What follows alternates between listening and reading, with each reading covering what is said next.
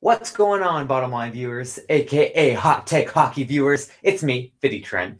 And oh my goodness, we've had a lot of great games so far during these playoffs, but we've not had a blowout as big as this one. That is correct. This one was absolutely a blow out of the water. In fact, I thought, Anaheim did not show up to play for their first game of the entire NHL postseason. I was wrong. Apparently, they didn't show up to this game either in game 3 because, oh my goodness, San Jose Sharks fans, congratulations.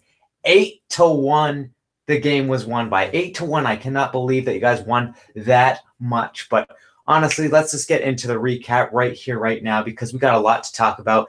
So, San Jose, they're starting off the game. The puck drops. I'm setting it up on the computer and everything like that. And before I know it, Couturier has already scored, assisted by Mikhail Bodker. And immediately I'm thinking, oh, great. Anaheim, they're going to have to come back and play from being behind once again for the third time in this series. It's going to be an uphill battle. We'll see what happens. Chris Tierney, he gets a breakaway opportunity immediately after that, but he's luckily stopped by John Gibson. Makes a very, very nice little stop. And then the biggest thing that I thought about during this game, the biggest thing that I've been preaching to you guys that the Anaheim Ducks can't do is take any stupid penalties. Otherwise, they will get, unfortunately, they'll end up paying the price. And next thing you know, Anaheim's captain, Ryan Getzlaf, he takes a holding call. But luckily for him, he does not get scored on during that power play. In fact, Anaheim has majority of that puck possession during that power play for the San Jose Sharks, believe it or not. It's 5-on-4, but honestly, Anaheim was looking so good at the beginning of that first period and at the beginning of that power play. Then Anaheim gets their chance on the power play because Meyer had taken a hucking call, and that's when Anaheim comes in, ties it up. Rickard Rakell, assisted by Montour and Getzlaf, a very, very nice little tip. And then next, Cogliano, he comes in, has a few great shots on Martin Jones, but he's up to the task for all of them. And then Montour just steps up and levels Evander Kane right at the end of the period to give Anaheim that big old advantage moving into the second period. At least that's what you'd think would happen, right?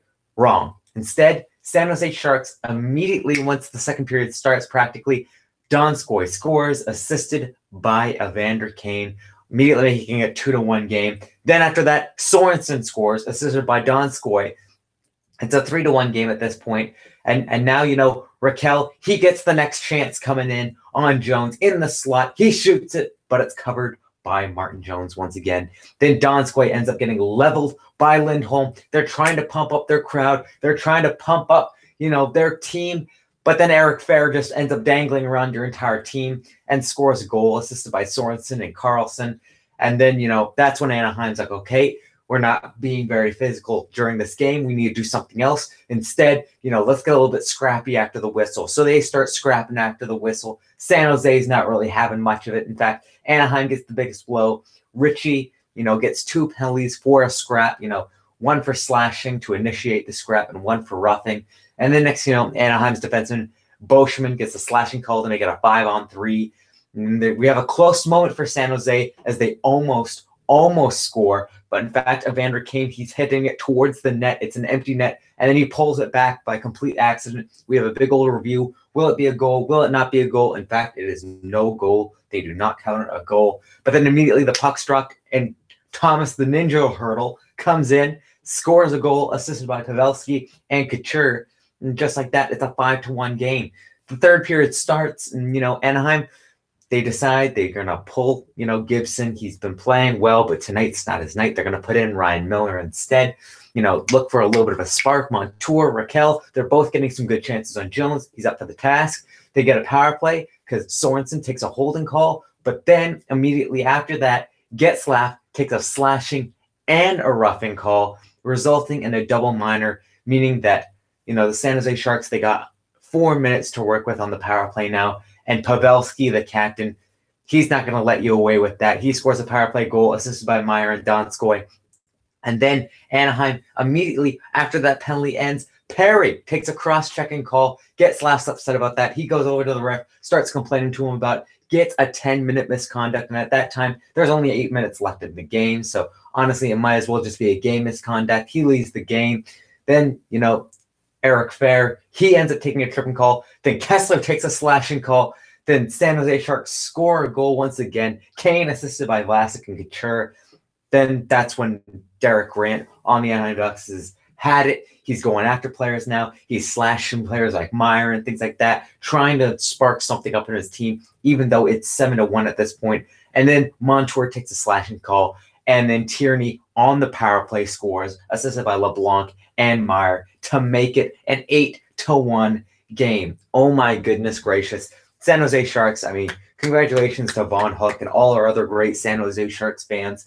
Your team's doing so well. I predicted them to win this series, but I predicted it in 7. I mean, I thought this was going to be a competitive series. I thought it was going to be very physical, but honestly, San Jose has just been leaps and bounds above the Anaheim Ducks. We're looking for that power play Getzlaf. It doesn't look like we're going to be seeing them. We had a few little strokes of brilliance the last game, but tonight, I mean, there was pretty much nothing there. Between Getzlaf, Perry, and Kessler, apparently they all got like 20 penalty minutes or something like that, or -5, and only had 1 assist. So honestly, nothing that you want from your leaders. It's the kind of thing where, they need to do a little bit more to get underneath the skin of the San Jose Sharks, but the San Jose Sharks have just been so cool, calm, and collected, and it's just depth over depth. I mean, San Jose's depth is much better than Anaheim's depth. At least that's what it looks like.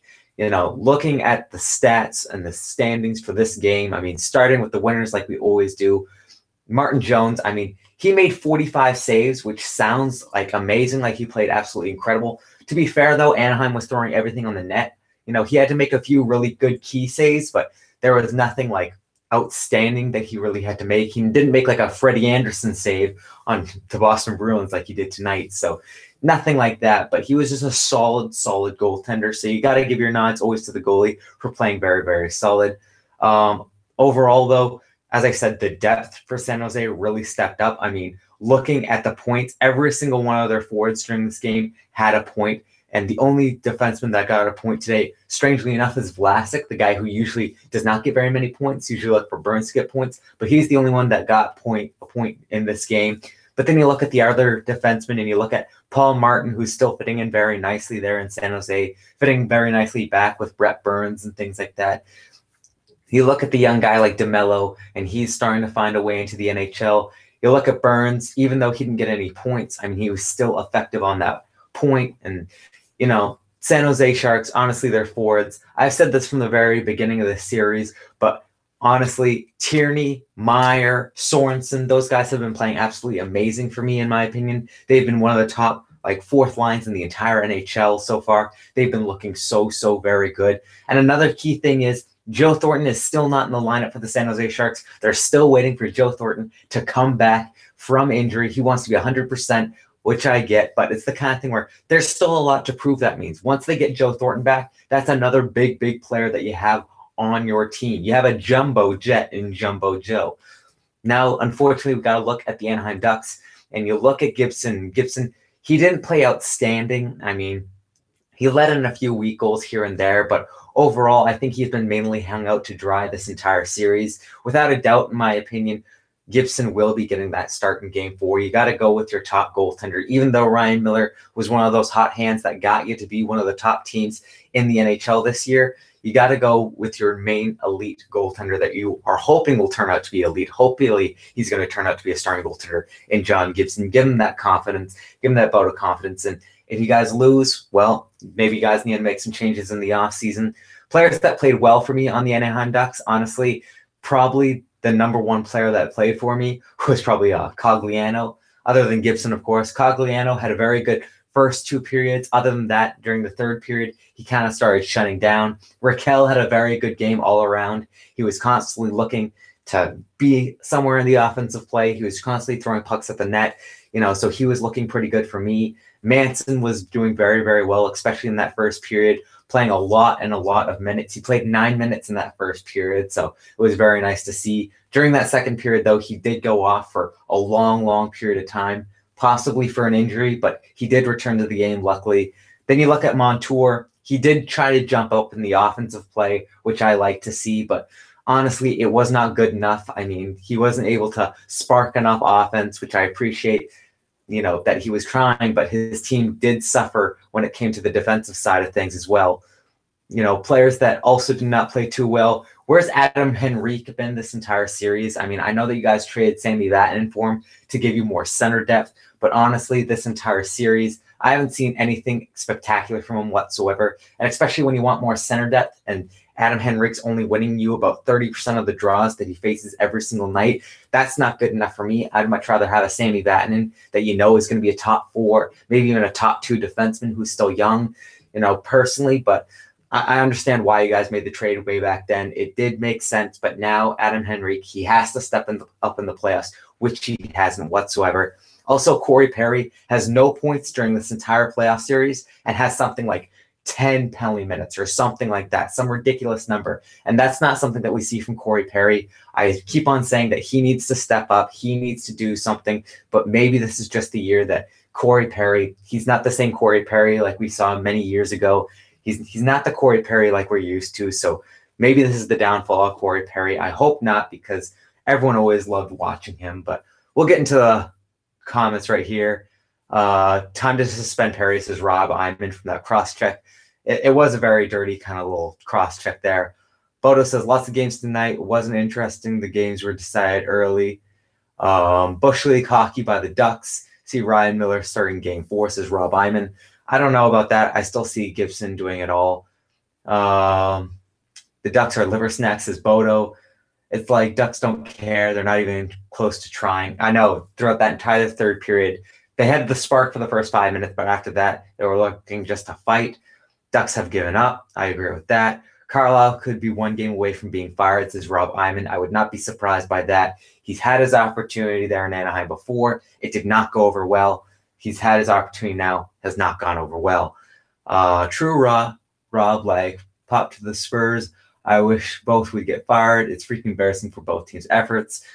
Could this be the season that the Shops start becoming the Sharks and actually win the Cup? That's Bodo, stop the curse of the Sharks and never making that Stanley Cup final, but then they finally did, but then they lost in 6 games. Honestly, I would not count out the San Jose Sharks. I thought that they were going to win this series, but I thought that they were going to lose against the LA Kings in the next series. But right now, they look so good, and they look like they're going to be up facing the Vegas Golden Knights if things are all considered. So honestly, that will be an interesting kind of series, because the San Jose Sharks have kind of modeled their team after the Vegas Golden Knights earlier on during the season, during the trade deadline. So it'll be interesting to see how those two teams work out. For goaltending, I'd give my nod probably to Vegas. To defense, I'd probably give my nod to San Jose. And to healthy squads, I'd probably give my nod to the offense to San Jose as well. So it'd be very interesting, but, that would definitely be like a Game 7 series. Maybe if they could make it past, Vegas, you still got a tough team, whether it be Winnipeg, Nashville, Minnesota, maybe even Colorado if they can come back. So, it depends who they face off in like that Western Conference final. But right now, they do look like they could be very unstoppable. We'll see how the Sharks do against Vegas in round 2, says Rob Iman, so he agrees with me. I like the Knights. I think the Knights are done, especially against the Sharks. They have been potential 10 freaking years, and now they finally put their heads out of their asses, says Bodo. Knights are 1 game away from sweeping the Kings. I might be in for Vegas round 2 and invade T-Mobile Arena. Good thing there, Rob Iman. Definitely go check out a game if you can.